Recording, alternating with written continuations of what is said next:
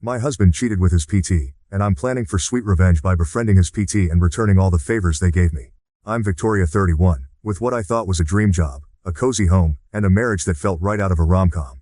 But then, out of the blue, Aaron, my usually laid-back husband who'd rather spend his evenings with a cold beer in front of the TV, started changing his stripes. One day he's your typical beer-loving couch potato, and the next, he swapped the remote for dumbbells and is hitting the gym with a reel that's honestly baffling. It wasn't just a casual, maybe I'll lose a couple of pounds kind of gym routine. No, Aaron was on it like he was training for the Olympics or something. Gym sessions 7 days a week, sometimes even twice a day. I first noticed something was off when he started leaving for the gym at odd hours. Got to beat the rush, he'd say with a sort of manic gleam in his eye that I hadn't seen before. The guy who used to scoff at my yoga sessions was suddenly talking about protein shakes, muscle gains, and rest days like he'd been doing it all his life. His wardrobe changed too. Out went the old college tees and sweatpants, and in came the sleek high-tech gym wear. He even started wearing a new cologne that smells more like something a suave, young gym trainer would wear, not the man I married.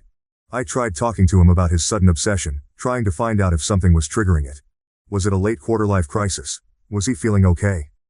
Each time, he brushed off my concerns with a quick peck on the cheek and a vague, "Just trying to stay healthy, babe." But his eyes, they darted away too quickly, hiding something I couldn't quite put my finger on. It wasn't just the physical changes though. He became more secretive, his phone suddenly always face down. I noticed our bank statements had charges from a high-end sports store, money spent on fancy gym equipment and supplements. The man I knew, who would rather die than miss a Friday night pizza, was now all about carb cycling and meal prep Sundays. And then there were the late returns home. The gym was supposedly a 10-minute drive away, yet Aaron would be gone for hours. Traffic was a nightmare, he'd say, or met an old buddy for a protein shake. Excuses that seemed plausible at first but started to wear thin with every passing week. The warmth in his voice cooled, and the distance grew, filling the space between us with a tension I couldn't ignore. That's when the dots started connecting in my mind, drawing a picture I didn't want to see but couldn't look away from. My husband, the man who promised to grow old and gray with me, was slipping away, morphing into a stranger with each pumped-up sweat-slicked gym session. That day, my gut just wouldn't settle. The whispers of doubt and the tickle of suspicion had grown too loud to ignore. So, I did what anyone would do when plagued by the creeping dread that something in their marriage was amiss. I decided to follow Aaron. I told myself it was to put my mind at ease, to prove my suspicions wrong. But honestly, deep down, part of me feared I was right. I parked a couple of rows back from his usual spot at the gym, my heart hammering as I watched him pull in. I remember thinking how absurd this all was, spying on my own husband. It felt like something out of a cheesy detective show, not something I should be doing on a bright Wednesday morning. But there I was, hunched down in my seat, baseball cap pulled low over my eyes, hoping against hope I was just being paranoid. But then she appeared, Monica, his personal trainer. I recognized her from the Christmas party the gym hosted last year. She was hard to forget with her bright smile and energetic aura that seemed to captivate everyone around her, including, apparently, my husband. I watched, heart sinking as they met by her car, not far from where I was hiding. Their casual smiles didn't prepare me for what happened next. It was just a moment, but it felt like an eternity. They looked around cautiously before Aaron leaned in and kissed her. It wasn't a peck or a friendly kiss. It was deep, passionate, the kind that you don't share with just anyone. It felt like a punch to the gut, watching them, hidden behind my car window, my hands trembling and a lump forming in my throat. Devastated didn't even begin to cover how I felt. Betrayed, broken, foolish, all of that and more. I drove home in a daze, my mind racing and my heart shattered. That night, as Aaron lay sleeping beside me, oblivious to the storm raging inside me, I did something I never thought I would. I reached for his phone, which he'd casually tossed on the nightstand, his carelessness now another knife in my back. The phone lit up, and there it was, the evidence as clear as day. Texts from Monica, so casual, so intimate. They talked like old lovers, comfortable and familiar. The messages cut through me, each word a confirmation of my worst fears. I hope your husband stays in the dark. We have a strict policy regarding our distance from clients and I'd rather not have any conflict at work. I adore you though. My dear, I am waiting for you. What is the estimated time of arrival? After our workout today, how about we have dinner at our favorite restaurant? Their lunch menu features some of the tastiest foods that are gluten-free and low in carbs. It was like reading lines from a script meant for a life I was no longer part of. How could he? How could they? She knew about me, yet it didn't stop her. It didn't stop him. I put the phone back, my hands shaking, my mind a mess of anger, pain, and an overwhelming sense of loss. How long had this been going on? How could I have been so blind? Those questions haunted me through the night, keeping me awake as I lay next to the man who had promised to love and cherish me, now a stranger in our bed. I could barely get through 3 or 4 messages before I gave up because I was so repulsive. I didn't want Aaron to think something was wrong when he was on the toilet. I pretended to be asleep as I went to sleep after taking a deep breath and placing my phone on the side table. That night, after I saw those messages, felt like one of the longest of my life. Every word between Aaron and Monica was a dagger in my heart. I could only stomach a few messages, their plans, their affection for each other, so carefree and intimate, before I felt physically ill. The thought of continuing, of seeing more proof of the betrayal, was too much. I tossed Aaron's phone back onto the nightstand, my hands trembling with a mix of rage and sorrow. Lying in bed next to him, pretending to be asleep, was torture. I wanted so badly to wake him, to confront him right then and there. I imagined myself shaking him awake, demanding answers, or better yet, screaming until I was hoarse. Anything to release the storm of emotions brewing inside me. But deep down, I knew that wouldn't get me anywhere. Aaron would have an excuse, a story cooked up and ready to serve. He always had his way with words. And that's when it hit me. The need for a plan, a scheme that would reveal the true extent of his deceit not just to me, but to him as well. I needed him to feel a fraction of the pain he had inflicted on me. No sudden outbursts, or tearful confrontations. This needed to be strategic, something that would hit him where it hurt most. So, I spent the rest of the night plotting, turning over scenarios in my mind. Each plan more elaborate than the last, until I settled on something fiendishly simple yet satisfying. I decided I would meet Monica. I would get close to her, enter their little world under the guise of innocence, and see for myself the web of lies I was up against. Maybe even gather enough evidence to turn their affair on its head. The morning after that sleepless night was oddly serene. As Aaron left for work with a hurried kiss that lacked its usual warmth, I felt a mix of nervous energy and steely determination. I was ready to put my plan into action. The drive to the gym was a blur, my mind reeling with what I was about to do. I pulled into the gym parking lot, the same place where I'd seen Aaron and Monica in their embrace. My hands were steady on the wheel, my resolve firm. I rehearsed what I would say to Monica, how I would confront her, and then expose her to her supervisor. It seemed straightforward enough. Walk in, reveal the affair, watch her face crumble. Simple, yet satisfying. The gym was bustling with the usual morning crowd, people lost in their routines, headphones in, worlds unto themselves. I spotted Monica almost immediately, her vibrant energy unmistakable as she laughed with a client. Seeing her there, so carefree, fueled my resolve. I steeled myself and walked towards her, ready for confrontation. But just as I was about to approach, something unexpected happened. Monica's client, an elderly woman I recognized from some community events, suddenly lost her balance on the treadmill. Monica's quick reflexes saved the woman from a nasty fall, and she handled the situation with such genuine care and professionalism that it took me aback. It was a side of her I hadn't anticipated, compassionate, skilled, entirely at odds with the homewrecker I had painted in my mind. For a moment, I hesitated.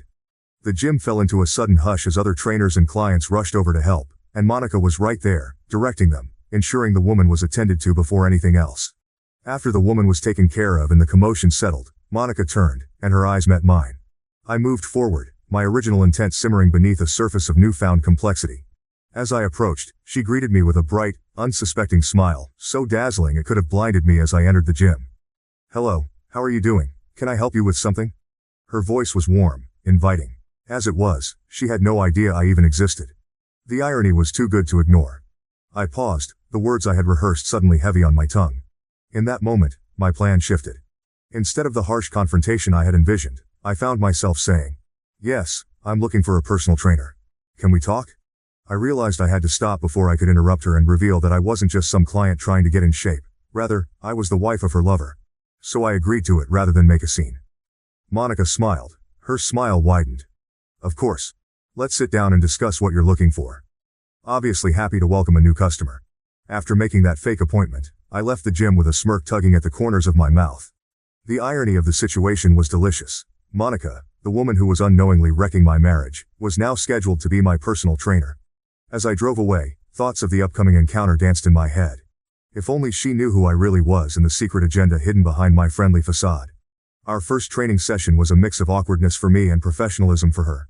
Monica was all smiles, demonstrating routines and correcting my posture with a gentle touch here and there. It was an odd feeling, playing the part of a clueless client, knowing all too well the intimate details of her relationship with Aaron.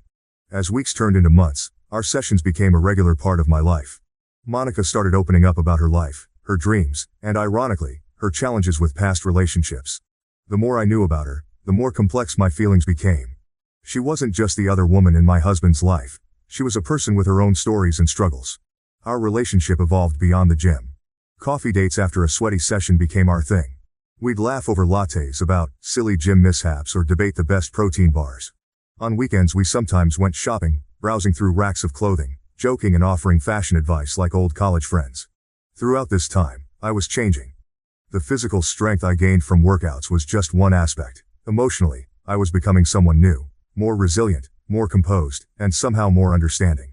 Monica was inadvertently sculpting me into a stronger version of myself, not just physically but in a way that fortified my spirit and resolve. Every coffee sip, every shared smile, I couldn't help but wonder how this would all end. Would revealing my true identity and intentions shatter the bond we had formed? Or would it somehow liberate both of us from the lies that entangled our lives? These thoughts haunted me, but I pushed them aside, focusing on the present, on the strength I was gaining and the intricate dance of friendship and deception that was unfolding. It was a game of emotional chess, and I was making my moves with cautious precision. As the weeks slipped by, Erin couldn't help but notice the changes in me. It wasn't just the obvious physical transformation, the toned arms, the firmer stance, the way my clothes hung a little looser around a slimming waist. It was more than that. There was a new light in my eyes, a spark of something he hadn't seen in a long time. Something that reminded him of the woman he fell in love with, only stronger, more confident. Each time I spoke of my new friend, the mysterious personal trainer who was helping me find myself again, I could see the curiosity tinged with suspicion in his eyes. He'd never met Monica, of course. I kept her identity and our sessions vague, a deliberate mystique added to keep him on edge.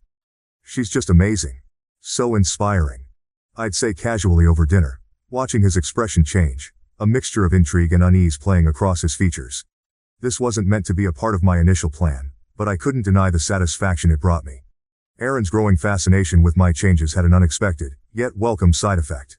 He started pulling away from Monica, perhaps intimidated by my independence, or maybe out of guilt, fearing that his own secrets might unravel as I embraced this new version of myself.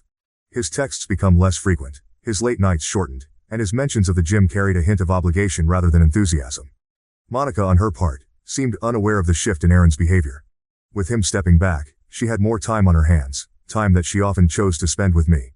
But with every passing day, as our friendship grew, so did my internal conflict. The lines between deception and genuine connection blurred, leaving me to grapple with the unfolding moral complexities of my actions.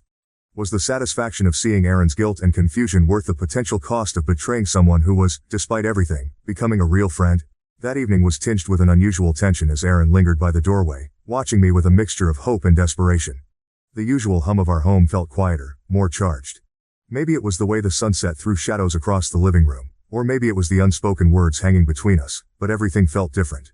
"Hey Vic, how about dinner? At our favorite restaurant, of course. I'll be home at 6 so we can spend some quality time together and eat some delicious food." Huh? His voice had that old familiar warmth, but the edges were frayed with anxiety. As he spoke, he reached out, his fingers gently massaging my hair in a way he knew I once loved. It felt like a plea, a subtle beg for the evening to erase the growing distance he surely felt but couldn't understand. I paused, feeling the weight of his gaze, heavy with unasked questions. My response was ready, a part of the script I had been silently writing in my mind over the past months. "I have to meet my boyfriend, but I would really like to. Since I can't break my word, this is essential." "Maybe another time," I said, the words light and airy, as if I was talking about something as mundane as a coffee date, not dropping the bombshell that I had someone new in my life. The smile I offered was measured, just wide enough to seem genuine but hiding the turbulence underneath. I picked up my purse, feeling his stare intensify, burning into me with a mix of confusion and the dawning realization of what I had just said. Turning towards the door, I could feel the shift in the air, the slight catch of his breath, the soft shuffle of his feet. A man unmoored. Erin's confusion was palpable, his voice faltering as he repeated, "Boyfriend?" The word hung awkwardly between us, heavy and out of place. His eyes searched mine for a joke, a hint that this was just a tease, a playful jab like those we used to share. But all he found was my back as I walked towards the door, the click of my heels punctuating this new distance between us. As I stepped out, I couldn't help but suppress a chuckle, not out of amusement, but from the sheer surrealness of the moment. Here I was, spinning tales and weaving webs, playing a role that months ago I would have never imagined. The evening air was cool, a gentle breeze playing through the trees, a stark contrast to the heated confusion I left behind. I walked to my car, parked under the flickering streetlight at the end of our driveway. Inside, the quiet was profound, A silent witness to the pivotal shift taking place. Sitting there for a moment, I let the weight of my decision sink in. This was more than a dinner invitation. It was the next pivotal move in a game of calculated risks and hidden motives. Pulling out my phone, I found Monica's number and hesitated for just a second. This dinner could cement our friendship or set the stage for the unraveling of everything. The screen lit up as I dialed, casting a glow in the dim light of the car. Monica picked up after a couple of rings, her voice bright and unsuspecting. "Hey Monica, I was thinking, why don't we celebrate our friendship? How about dinner at fancy restaurant's name? It's been such a great journey getting to know you and I think we deserve a little celebration. Just us girls," I said, injecting a cheerful tone into my voice, masking the undercurrent of my true intentions. "Oh, that sounds wonderful, Victoria. I'd love to. When were you thinking?"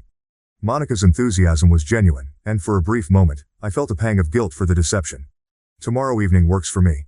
Does 7 p.m. sound good?" I proposed, already planning the sequence of events in my mind. "Perfect, it's a date then. I'll see you there," she replied, her voice bubbling with excitement. "Great, it's a date," I echoed, my words laced with double meanings. After hanging up, I sat in the quiet of my car a little longer, going over the details of what was to come. The restaurant I had chosen was classy and intimate, an ideal setting for what I had planned. It was popular enough to be a treat but not so crowded as to draw attention to our conversation. I started the car and drove off, the engine's purr a steady backdrop to my racing thoughts. Tomorrow's dinner would be a turning point, one way or another. Either it would push my plans forward, or it would expose cracks in my resolve. But either way, I was ready. This wasn't just about revenge anymore. It was about reclaiming my life. About stepping out of the shadows of deceit and into a light of my own making. The evening of the dinner was draped in an almost cinematic allure, with the city lights twinkling like distant stars and the restaurant bathed in the soft warm glow of chandeliers. The tables were set with crisp linens and sparkling glassware, creating a refined but inviting ambiance. I arrived a few minutes early, taking a moment to absorb the setting, each detail sharpening my resolve for what was about to unfold. Monica arrived looking radiant, her smile wide as she approached the table. Her enthusiasm was infectious, and for a moment, it was easy to forget the complex web of deceit that had drawn us here. We exchanged pleasantries and sat down, the clink of our glasses punctuating the start of what was supposed to be a celebratory dinner. She was about to propose a toast to our friendship, her glass raised in anticipation, when the unexpected happened. The restaurant door opened, and in walked Aaron. His entrance was like a scene straight out of a movie, unexpected, dramatic, and perfectly timed. "Monica, what are you doing here?" The look on his face as he spotted us together was a mix of confusion and shock, his steps faltering as he tried to process the scene before him. "Do you know each other?" Aaron's expression of utter horror was striking. The room seemed to stand still, the background noise fading into a muted hush as all eyes turned toward our table. I saw regret wash over him. Monica's glass hovered in mid-air, her smile fading into a look of confusion. She turned to me, her eyes searching for an explanation, then back to Aaron, trying to gauge his reaction. The air was thick with tension, each second stretching into eternity as the pieces began to fall into place in her mind. Dressed in a gorgeous red outfit that accentuated my newfound confidence, I maintained my composure, my face a mask of serene confidence. Inside, my heart was racing, but outwardly, I was the picture of calm. "Aaron, how unexpected to see you here," I said, my voice steady, betraying none of the turmoil that churned beneath the surface. Aaron approached our table, his initial shock giving way to a cautious curiosity. "I didn't realize you two knew each other," he said, his eyes darting between us, looking for answers in our expressions. The situation was ripe with irony, the secret connections and hidden truths all converging in this unexpected public confrontation. Monica set her glass down, her cheerful demeanor replaced by a growing realization of the situation's gravity. "Yes. We've become good friends," she managed to say, her voice a mix of defiance and uncertainty. The waiter approached, oblivious to the undercurrents swirling around our table, and cheerfully asked if we were ready to order. It was almost comical, this return to mundane matters after such a dramatic revelation. Aaron waved him away, his mind clearly elsewhere, focused on the unfolding drama. As Aaron stood there, the pieces of the puzzle slowly coming together in his mind, I could see the conflict play out across his face: surprise, betrayal, realization. It was all there, a silent testimony to the complexity of human emotions. As the tension at our table reached a palpable level, I decided it was time to take control of the evening. Standing up, I took a spoon and gently tapped it against my glass, the clear crisp sound cutting through the murmur of the restaurant. Heads turned toward us, curious eyes and hushed whispers filling the room as I prepared to address the gathered crowd. "Good evening everyone," I began, my voice steady and projecting a confidence that I felt was crucial to maintain in that moment. "Let me introduce myself as Victoria, and say how much I appreciate these two individuals in my life. I gestured gracefully towards Aaron and Monica, giving them each a nod that was both acknowledging and measured. The room fell into a deeper silence, the patrons and staff alike sensing the unfolding drama. I appreciate you accepting my invitation to dinner tonight, Aaron and Monica. I would like to share with you, I continued, pausing momentarily, as I noticed Aaron's nervous hand movements. He was fidgeting, his fingers twisting a napkin, his discomfort visible to all. This pause was deliberate, a moment to let the weight of my words sink in, not just for Aaron and Monica, but for everyone in earshot. The clinking of the glass had not only served to silence the room but also to fortify my resolve. As I stood there, with all eyes on me, I felt a mix of empowerment and inevitable sadness. This was not just a revelation, it was an acknowledgement of the significant shifts in my life and relationships. I've learned a lot about honesty and integrity these past months, I continued, my gaze sweeping over the audience then settling on Aaron and Monica. Tonight is about truth and revelation. It's about understanding that the choices we make affect not just our lives but those around us. Aaron, Monica, you both have been pivotal in teaching me these lessons. The words hung in the air, heavy with meaning and implication. Aaron's eyes widened slightly, a hint of fear or perhaps realization dawning upon him. Monica, ever the composed one, maintained a steady, if somewhat strained smile. But her eyes were cautious, wary of what I might reveal next. This dinner, I said, pausing to gather my thoughts, is my way of saying thank you. Thank you for the lessons, for the pain, and for the strength I've gained. It was necessary, and it has prepared me for a new chapter. My voice was calm but carried an undercurrent of deep emotion that I could feel bubbling just beneath the surface. As the dinner guests around us resumed their subdued chatter, I leaned forward, my voice dropping to a more intimate timbre, ensuring that Aaron and Monica could hear every word distinctly. I have undergone a mental and physical transformation in the last 3 months, I began, my gaze locking onto Aaron's, which flickered with a cocktail of emotions, regret, fear, perhaps a touch of admiration. Aaron, my love, you saw the change and were scared, right? His eyes darted away, unable to hold my stare, his discomfort visible as he adjusted his collar, a subtle acknowledgement of my accusation. You pushed your lover away because you believed you would lose me. Turning slightly, I addressed Monica, who had maintained a composed facade until now. Furthermore, Monica, my dear friend, you had no idea how important you are to my greater plan. Her expression, which had been one of polite attention, cracked just a bit. The corners of her eyes tightened, her smile faltered, and there was a subtle shift in her posture as she leaned back slightly, as if the weight of my words physically impacted her. Monica's face was a canvas of confusion and dawning realization. The atmosphere at the table thickened, charged with the tension of my revelations.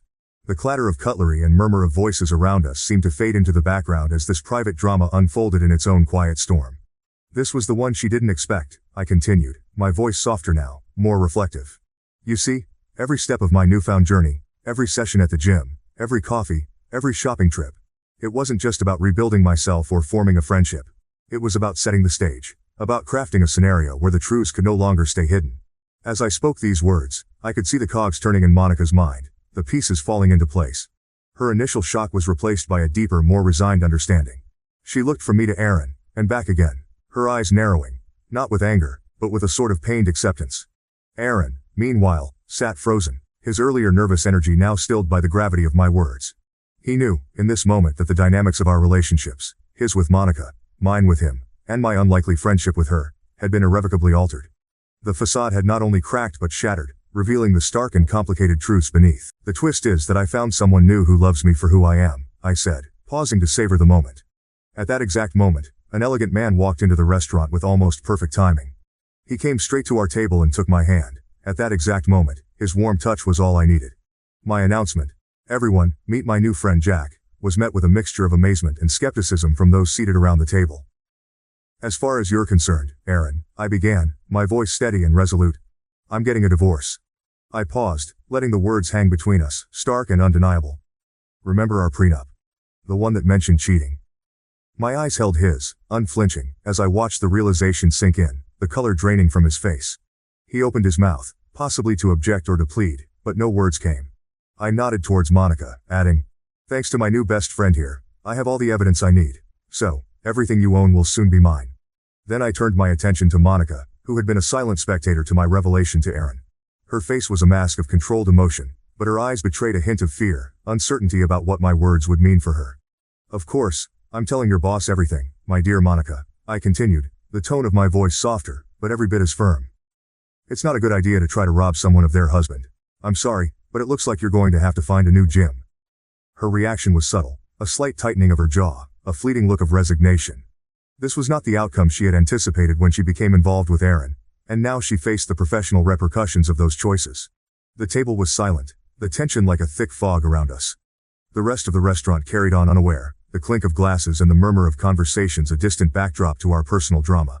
I looked between Aaron and Monica, seeing the impact of my words settling over them. This was not just a confrontation but a declaration of my newfound strength and independence. Turning back to Aaron, I softened my tone slightly, not out of sympathy, but out of a desire to close this chapter with a semblance of dignity. We had good times, Aaron, but you chose this path. I wish things could have been different. The atmosphere in the restaurant was charged as the finality of my words sunk in. Monica's face, previously composed, now mirrored a mix of shock and dawning comprehension as she realized her role in the narrative I had carefully constructed. Her shock was palpable, her eyes wide as she grappled with the realization that she had been merely a pawn in my broader strategy. Across from her, Aaron's complexion turned a ghostly shade of pale, his features etched with disbelief and despair.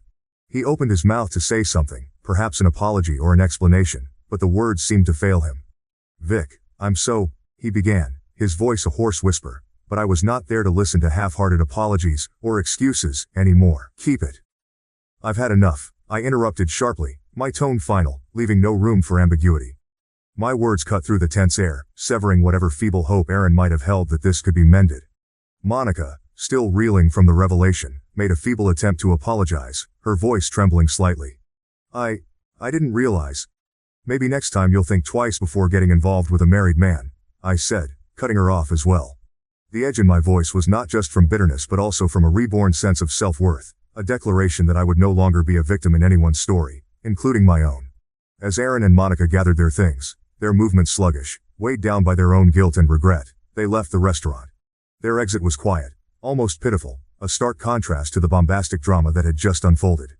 Left at the table with Jack, the friend who had stood by me through this transformation, we watched them leave, a symbolic closure to the chaos that had upended my life. Jack and I then turned to each other, a knowing look between us. We raised our glasses, the crystal catching the light, sparkling as brightly as the resolve in our eyes. "To honesty, new love, and perfect revenge," I toasted, the words feeling like a cleansing breath. Jack echoed the sentiment, his smile supportive and understanding. As we clinked glasses, the sounds of the restaurant returned to my awareness, the gentle hum of conversations, the soft music playing in the background, life moving around us. This toast wasn't just about reveling in the downfall of those who had wronged me. It was a celebration of rebirth, of reclaiming control over my narrative and stepping into a future where I was the author of my own life story.